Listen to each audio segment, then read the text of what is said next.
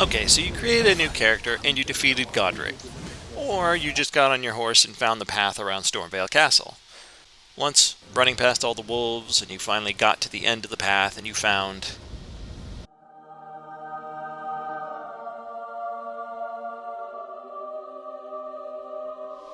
But now that you're here, you're wondering, what's the best weapon you can find in the lakes of Liurnia? Yep, here we go again. Each weapon will be upgraded to a +6 because that's logical for Liurnia, and here we go. Quality build, strength and dexterity. The glaive. Head down the path, head north, up into the hills, up by the Church of Vows, and turn around over here. There's a tombstone that the guy pops out of, and you kill him repeatedly, over and over again.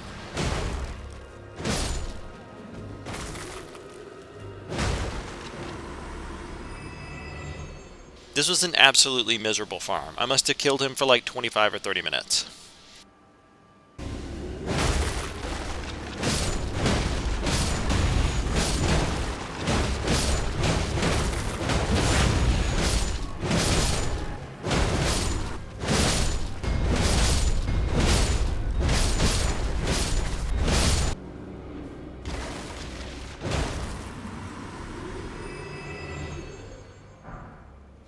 Once you get it, 10 dexterity and only 12 strength to wield two-handed.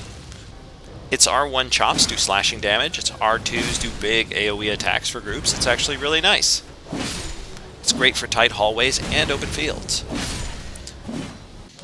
The spinning slash Ash of War is alright if you like to live a boring life. However, you can switch it out for whatever suits your best playstyle.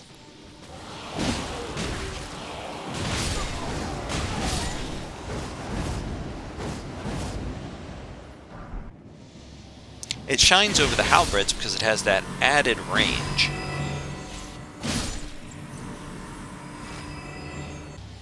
It does lack a little bit of stagger potential because of its lack of weight, but it's an incredibly versatile moveset. I can see you playing through the entire game with this thing. I mean, if you want.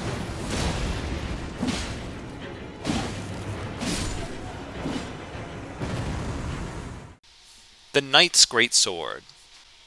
Just north of the Church of Vows, you can jump down off the cliff over here by the Black Knife Catacombs. The guy standing outside drops one of these swords, and I actually got it on my second kill, somehow.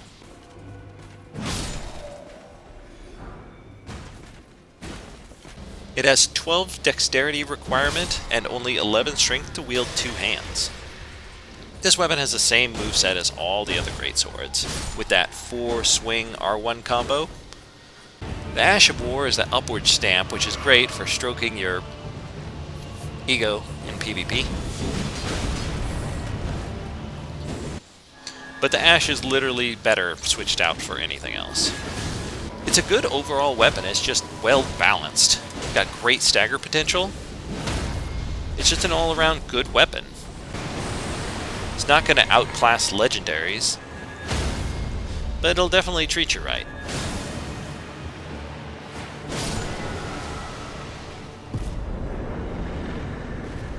Number 1, the Spiked Spear. These are farmed from those really annoying puppet guys who have all the spears. It's actually not that bad. If you go to this Site of Grace, and you just head north and kill these guys 3 times in a row, it should drop. Should. Got a 2% drop chance, but I got 2 of them pretty quickly. 14 dex and only 12 strength to wield one-handed. The R1 does piercing damage like a spear. The R2 does a big AoE attack that is also considered blunt damage. Not only is this great for dungeon crawling, but it also has bleed build in it. That's 3 types of damage out of 6, thrusting, blunt, and bleed. If it's easy to stagger, it has armor, or it has blood, it's vulnerable to this weapon. And if that isn't good enough for you, it also comes with the Impaling Thrust. It's an Ash of War, which is actually really great. I love it. There isn't much bad to say about this weapon, other than the 2% drop rate. It's still amazing. I love it.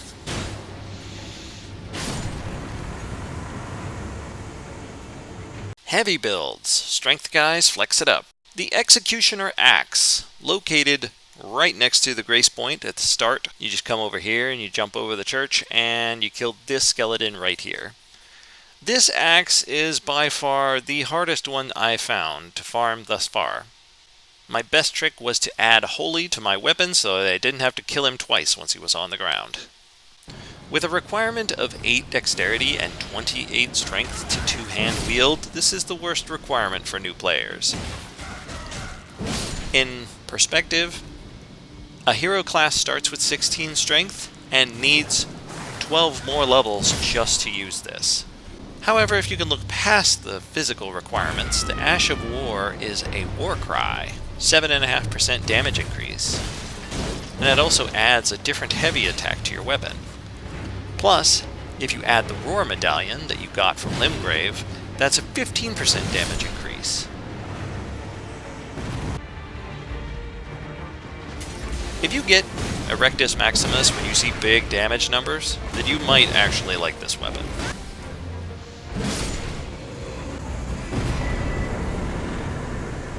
The Curved Great Club. You can grab these off of the Albinorics that walk around this area and this area. Just farm them to your little heart's content. Eventually, they will drop one.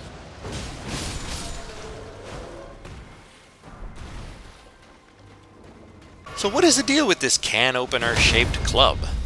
10 dexterity requirement and only 18 strength to wield it two-handed. It has the same moveset as normal clubs, but with the barbaric Roar Ash. If you weren't listening about 30 seconds ago when I mentioned how you could use the Roar plus the Medallion to increase your damage, it's like a really good damage increase. This weapon really shines in its Ash of War and its raw AR damage. Like, you really gotta watch this thing as it freaking pumps out the damage. Even I was surprised.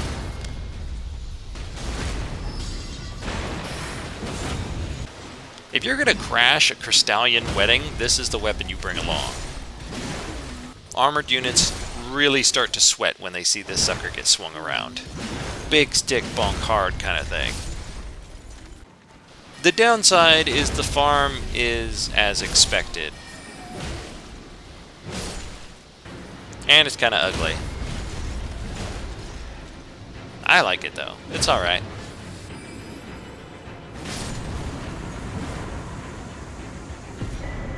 The Great Mace. Finally, a weapon you don't have to farm. If you run up across the way, get up to the Dectus lift, just before the Dectus lift where they have those trebuchets, you go over here, you open up a chest, and boom. There you go, you have it. This weapon is a complete deception. When I first picked it up, I thought it would be slow and powerful like every other mace, right? No, this thing swings really, really fast. Faster than most swords, actually. And it has amazing stagger potential. And it has AoE R2s. It requires 20 strength to wield two-handed, but is an absolute monster in the strength affinity. It actually goes up to an S scaling in strength. It comes with the Ash of War Endure, which gives you 3 seconds of uninterruptible attack, but do you really need it with this thing? It has so much stagger, you don't even need to worry about it. Put Wild Strikes on this and literally watch lives end. I can't say anything negative about this mace. It's awesome.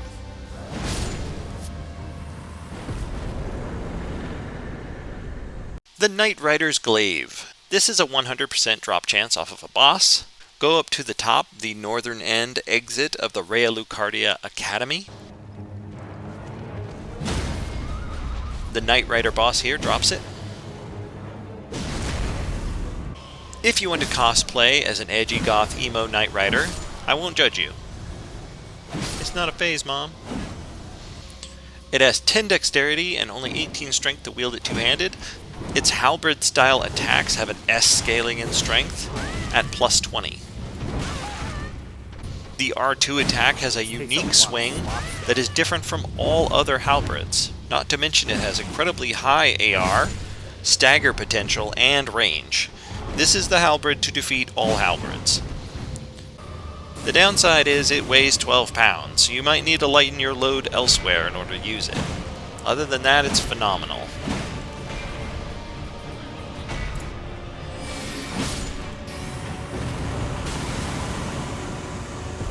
The Keen builds, dexterity builds. The Urumi. This whip is located in the manor. If you run around the top, over to the side and jump off, you jump off and die. Or if you jump off and live, it's over here on a dead body.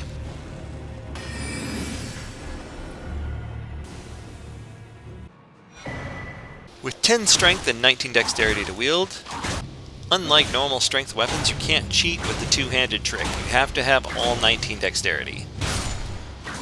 But you know how whips always sucked in Dark Souls 1, 2, and 3? Well, guess what? In Elden Ring, they still suck. But the Urumi is not bad. In fact, it's kind of fun to play with. This weapon has an R1 AoE and an R2 AoE, plus a piercing thrust. Yes, you heard that correctly. This whip is made of a flowing liquid metal that can be hardened to deal piercing damage. While most of its damage type is locked to slashing damage, its multi-hit playstyle is actually really fun.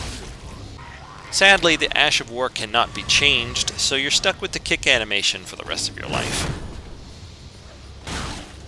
And as I learned, there is no repost animation for the whip, so having the kick is kind of pointless. Still, 7 out of 10.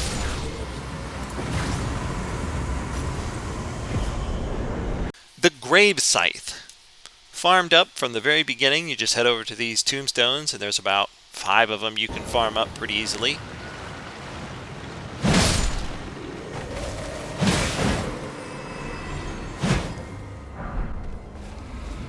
With 13 dexterity and 12 strength to wield in 2 hands, you would think this is a strength weapon. However, the Keen Affinity keeps the bleed and the strength scaling for extra damage. So, this is actually better as a dexterity weapon. While the Grave Scythe might not look like much, it is a lot of fun to play with. It has a free bleed system before you even add any affinity to it. And it doesn't lose scale with dexterity when you do so.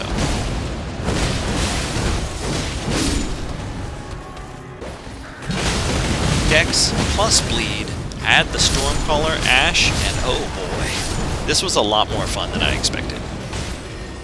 This should be called like the Grim Reaper build.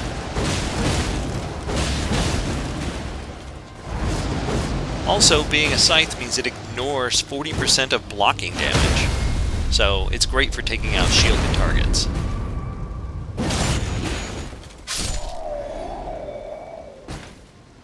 Vike's War Spear.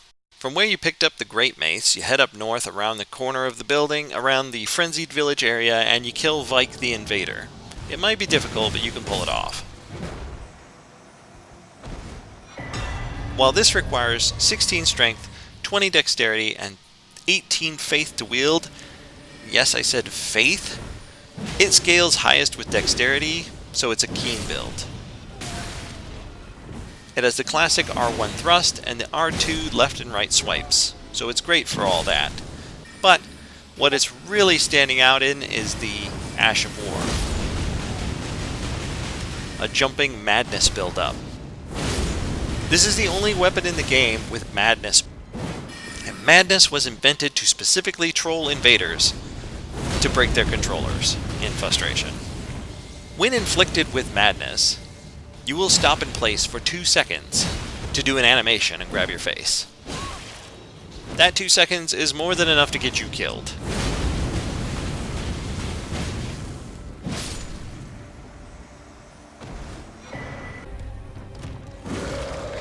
There's nothing negative to say about this weapon. It's amazing through and through.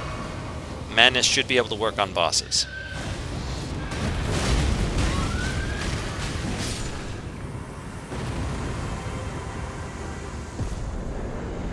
Magic builds, for all you smart people out there.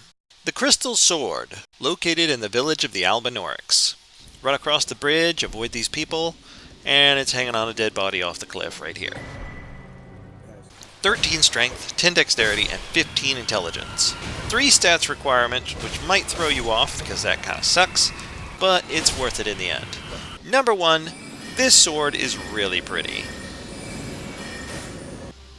2, it has a B scaling in intelligence, so you don't have to level 2 separate stats. Its Ash of War cannot be changed, but it really doesn't need to. The spinning slash is great and it works really well in a lot of situations. It's the perfect main hand weapon for your offhand casting staff. Why dedicate points into 2 different stats? Just go int all the way.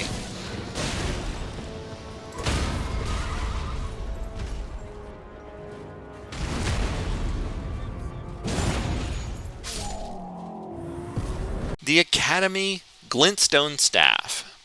You collect this weapon by killing Thops right at the very beginning in that church. Let's be honest, nobody really likes Thops, but also nobody wants to kill Thops. It's a very fine line. In all reality, if you complete his quest line, he's going to die anyway, so technically we're doing him a favor, right? It requires 6 strength and 28 intelligence, which is a heavy requirement for an intelligence build, but this is the only stat you should be building, so. Also, this weapon is the second best staff in the game behind Lusat's staff. We're gonna think, what? Wait, the Carrion Glint Blade is better than this, or the Meteoric Staff is better? No, technically, they dedicate themselves to different magics. So the Meteoric Staff is great for gravity magic. The Glint Blade Staff is obviously better for Glint Blade magic. This staff is a jack of all trades. You can keep it to the end of the game without hoping for better damage.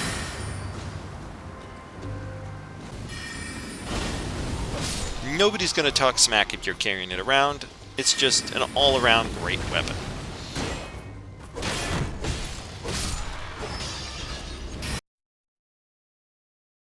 The Carian Night Sword. Up here along the west coast there is a wagon being pulled by 2 giants. Smack the giant, take the sword, run away before they kill you. The sword requires 10 strength, 10 dexterity, and 18 intelligence, which is actually pretty reasonable for this nuclear bomb level sword. It uses somber smithing stones to upgrade, but when you do, it absolutely hits like a truck. Imagine the crystal sword, but it has an incredible Ash of War. Carrion Grandeur is a unique spell to this weapon. It's chargeable to 3 levels, and it can absolutely carry you through the entire game. If you can find an enemy that can survive a fully charged L2 from this weapon, you should pay them a lot of respect.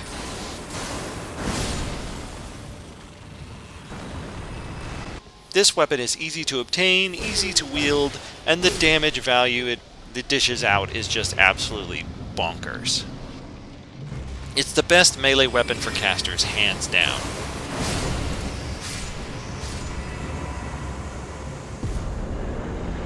The Crystal Staff, located in the Academy Crystal Caves. Go through the wooden door, and over on the left-hand side there is a illusionary wall. Up there, around the corner, in the chest, boom, there it is. Crystal Staff. I know I just said, like a minute ago, that the Academy Glintstone Staff is the second best staff behind the Sat Staff, and therefore why I put this one higher on the list, but let me rephrase this. The Academy Glintstone Staff is the second best without any dedication into one magic type. The Crystal Staff is an absolute cannon with crystal spells. Look at this. No, seriously, look at this. Need I say more? It provides a 10% buff to crystal damage with a B scaling and intelligence. This will melt everything in front of you.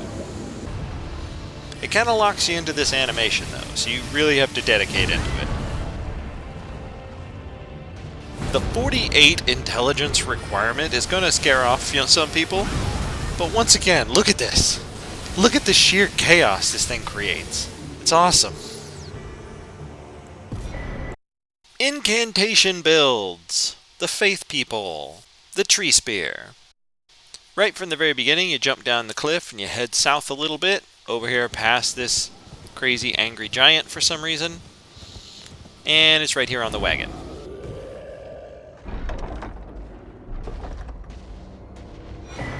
Boom.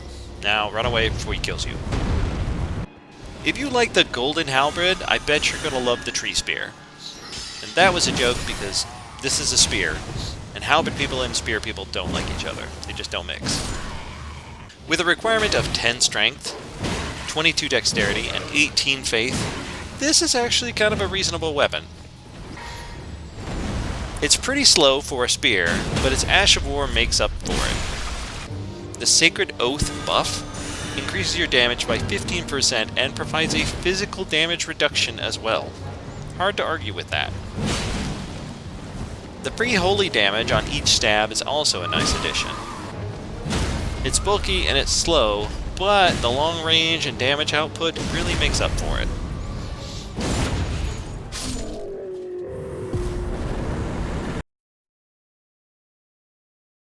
The Sword of Night and Flame. Inside the Carrion Manor, run around the top, jump down on the building, fall down into the hole, open up the chest, boom, there it is.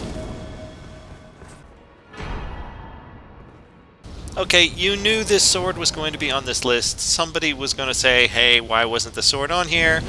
The Sword of Night and Flame, it does 3 things in one. We already talked about how more damage type makes a weapon better. It does slashing, fire, and magical damage, all in its Ash of War. Tree avatars are going to shit yourself when they see you walking up with this weapon. It would be the perfect weapon if it wasn't for the stats requirement. That's 4 stats requirement. 12 strength and dex, 24 intelligence, and 24 faith. 4 stats required. It is a... It is completely bonkers to ask players to have this when you first find it. But if you do some grinding, you get the levels, you pull it off, you will be an absolute wrecking ball. This could be the last weapon you use in the entire game.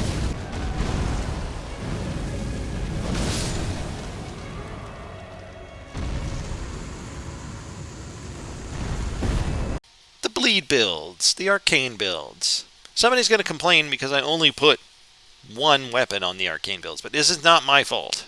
I'm sorry there's no katanas in the Lakes of Liurnia. I didn't design this. This is a magical zone. Call From Software and complain to them. The Ripple Curved Halberd. You can farm these off of the Albinorix all over the watery area. Don't ask me why there's so many Albinorix that have great weapons in this area.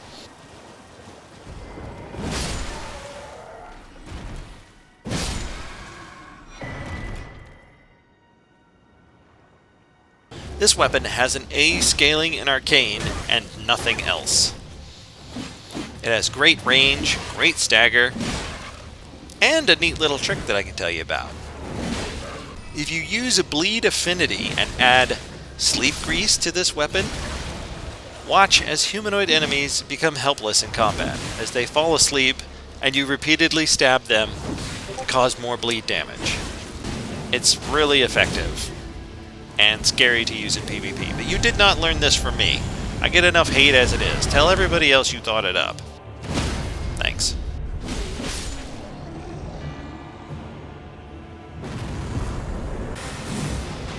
That's it for the entire list. If you enjoyed this, I will make one for Kaled as well. Probably not going to make one for Altus Plateau, though. That's like later game stuff. Have fun. Take care.